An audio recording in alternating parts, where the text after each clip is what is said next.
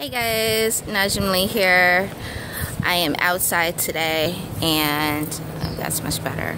I'm going to sit outside and we're going to do part 2 of dating with sickle cell. I know it's like pretty loud out here a little bit, but I am going to find me a spot underneath this tree.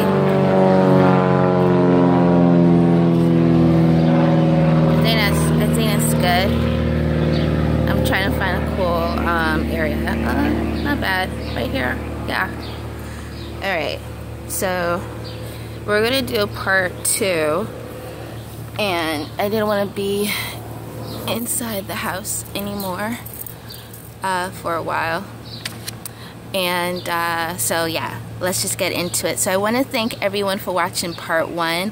Oh my gosh, I got so many emails, and so I'm going to like cover some things and just clarify some things before we get into it. But I want to remind everyone to go and get on the RSVP list right now for the Pain collection, which is going to be showing in a lot of different places this summer, throughout the whole year and stuff. And so dates will be coming soon, but in order to get the dates you gotta be on my mailing list.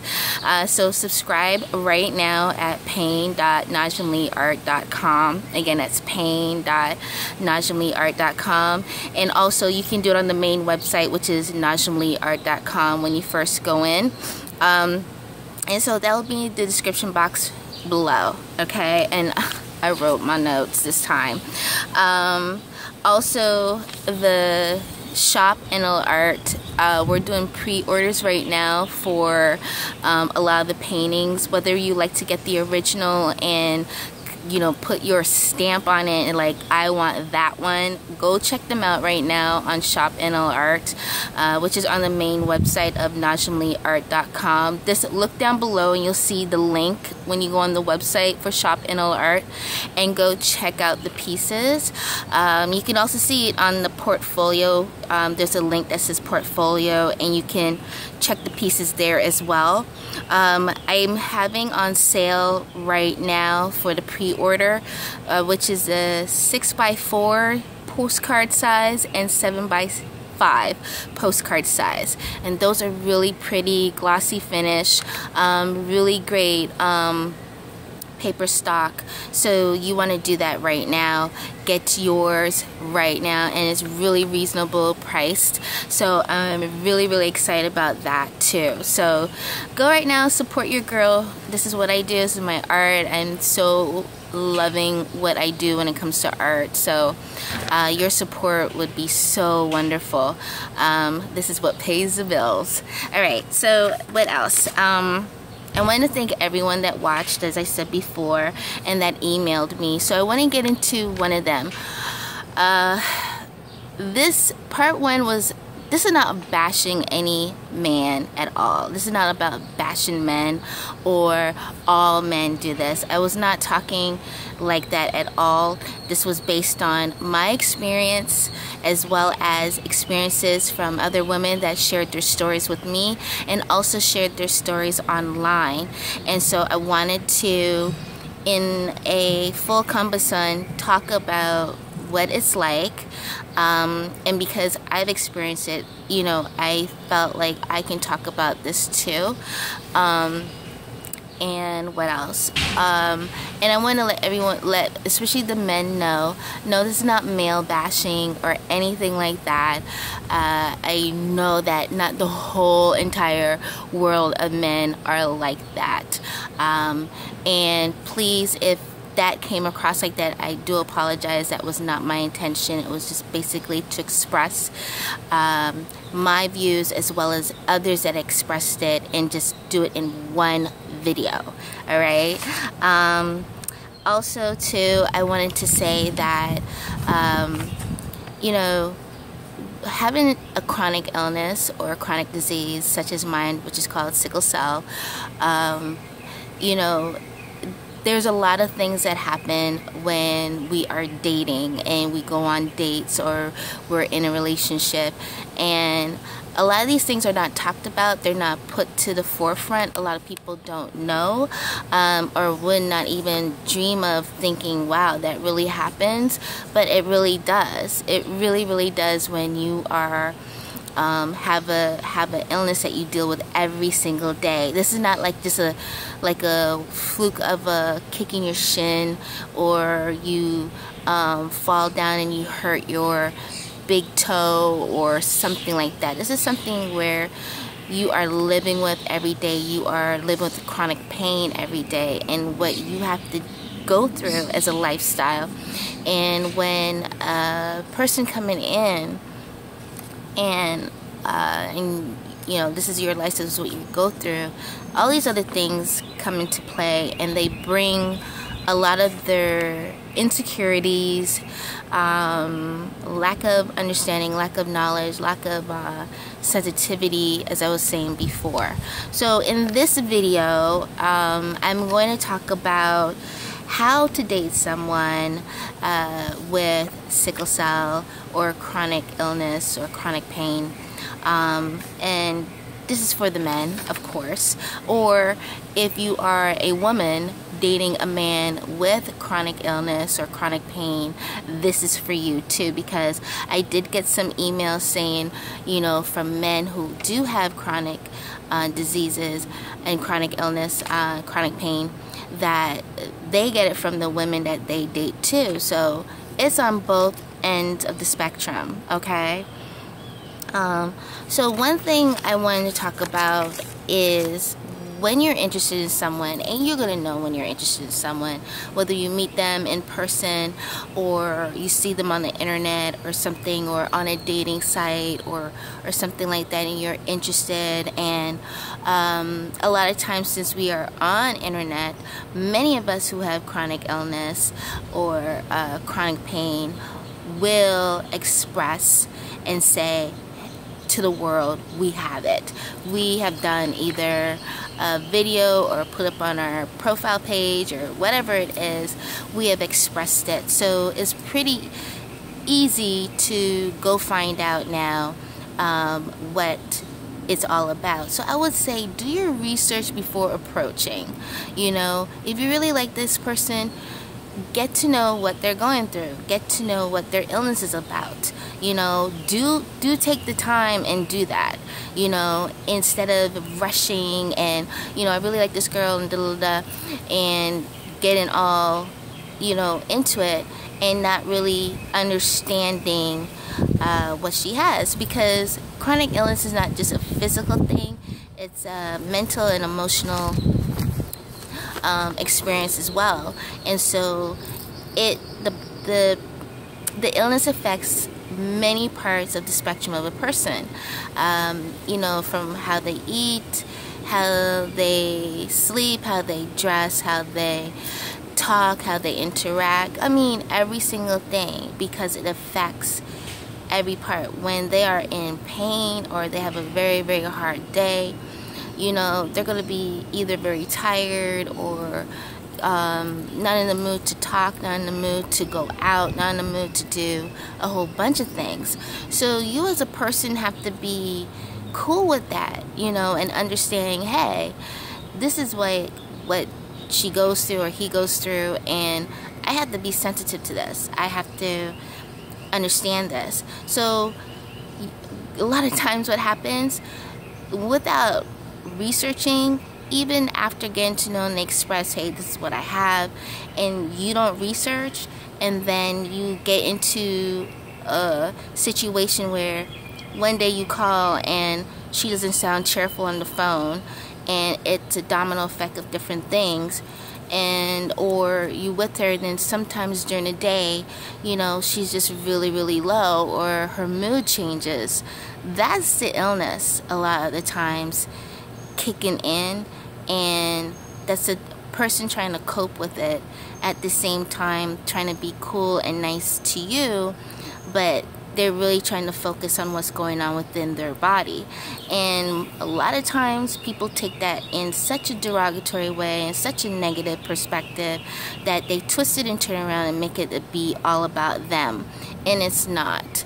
And you know, so many situations turn up and happen where it could have just been simply you just doing your proper research from beforehand and getting to understand what's going on and being sensitive to that, instead of putting that person down or making them feel like they have to now pretend to be in such a great old time and no pain at all just to make you feel secure, which is ridiculous. But so many of us do that. So many of us with chronic illness will shut the fuck up and put our happy face on and be like, yeah, it's cool, I'm good, no problem, everything's good, yeah, oh, okay, so let's do this, okay, cool.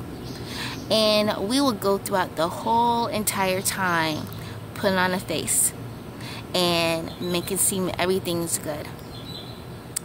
And a lot of times it's not that way, you know, all because we see you, the other person, just really don't give a fuck about our feelings, and it's all about you, you know. And so that's one of the things I would say. Shut up, go research before you create a situation that could have been avoided. And that's the number one thing I would really put on the list for anyone dating someone with a chronic illness. All right, be sensitive. It's not about, oh, you know, someone else that I know has something like this and they did this and, you know, this is what I did, or, you know, something like that happened to me and, you know, what I did and this is what I took and da-da-da-da. And it's just like, we really don't want to hear that, because that doesn't help us. You know, what you don't have a chronic illness, so what you probably are taking is helping you because your cells are in normal stability stage. Okay? So when someone says, oh, I know so-so did this, or I know so-and-so took that, and I even took this, and I even tried that, your cells are so different. Wake up. Your cells are so different than ours that even if you do take, or we try, it's not changing the cell formation. It's not changing the DNA of it. You know, so step back before you get a heart attack with trying and filling up our heads and our tables with all kinds of stuff that we should try, we should take because such and such did that, or you did that, or whatever, and not even thinking, hold up, her situation's different, or his situation's different. That's probably not going to work. Let me try to understand this from the root, because a lot of people look at this from a surface point of view instead of really looking deep within. This is on a cell point of view, a cell point of view. And if you have the whole entire body's cell formation in a different way and how it does certain things, then what you're suggesting definitely probably won't work for that person in the way you think it should. That's why I go back to step number 1, do your research. Really understand a person's illness. Really do your best to understand before you jump on them with all kinds of ideas and things to try that they probably tried already, did already, whatever, and, you know, and just being nice to you and say, okay, no problem, okay. You know, all because you're being so insensitive to what they're going through and not taking the time to really research and really understand their illness. So yeah, everything goes back to number one. Everything does go back to number one. Do your research. Talk to some doctors. Get to know what they're going through. You know, hang out with them. You know, before saying anything, hang out with them. You know, after you do your research. Get to know them. Get to know their personality. Get to know who they are as a person. If you're falling in love with them, you fall in love with the person that they are, not their illness. But you fell in love with the person that they are. You're getting to know their character, you know, and stuff like that. Their illness is just a way of life that they're so used to. It's something that you now have to get used to if you choose to be in a lifelong relationship with them. Because most of us who have chronic illness are not looking for a one-night stand, are not looking for a short term. We're looking for a long relationship, meaning marriage. That is what we're looking for. Nothing short from that. We're looking for marriage. So, you know, that's what you fall in love. And then you will then adapt a routine and understand how they maneuver their lifestyle with their illness. You'll get to understand what they eat, the times they take their medicine, what they do, how they do things. Don't bark at them of, oh my gosh, you take all that. Oh my gosh, you have all this medication. Like, come on. Really? Hold yourself back and really check your sensitivity level. They know they're on a lot of medication. They know they take a lot of stuff. They know this already. They don't need another person to say it. Oh my God, you take this particular medicine? Oh my God, I heard about this. We don't need to hear that. We really don't. As I said, it all goes back to number one, and it all goes back to your sensitivity. And if you don't get that, you are in. Just don't get involved. Just don't. Just walk away. Don't even start. You know, that's why I say do your research before you approach. You know, don't start talking. Don't start doing anything. Nothing like that. For example, for me, I'm all over the internet. My story is all over the internet. You can go research or whatever you need to do before you approach me. Get to know my illness. I have sickle cell anemia. Get to know my illness. No, I do not have SC. I don't have SA. I have SS. Okay? And if you understand what that is, after you do your research, then you'll know, oh, her lifestyle probably is like this. You got it? And it takes a commitment, you know, because once you're interested in someone and you know what they have, then it's more of in that moment of if you're going to approach them or not. Because if you're going to approach them, this is not one night stand thing. It's more of, I want to be with this person. I really want to be with this person. I really dig this person. You know, that's what that is. And it's getting to know who she is. And then becoming a part of her lifestyle. You know. And, you know, there's going to be days where she's going to have to just be in the house, laid up on the couch or laid up in the bed and she can't do anything. Or he may have to do that too. If he's the one that you're looking at, you're interested in. May have to just chill. You may not be able to go out like that all the time. You know, you got to understand it. So creativity is one of the biggest things you got to try. Another thing that I think I see bother a lot of guys, or just in general when it comes to dating someone with an illness, is that we get very quiet. A lot of us get real quiet. And most of the time, that quietness is not about anything at all. That mostly is just to calm our bodies down. Maybe we've been talking a lot before, and it's draining our energy. So we need to just chill out. You gotta just chill out. And once we do that, then we get our energy back, then we can get back to start talking again.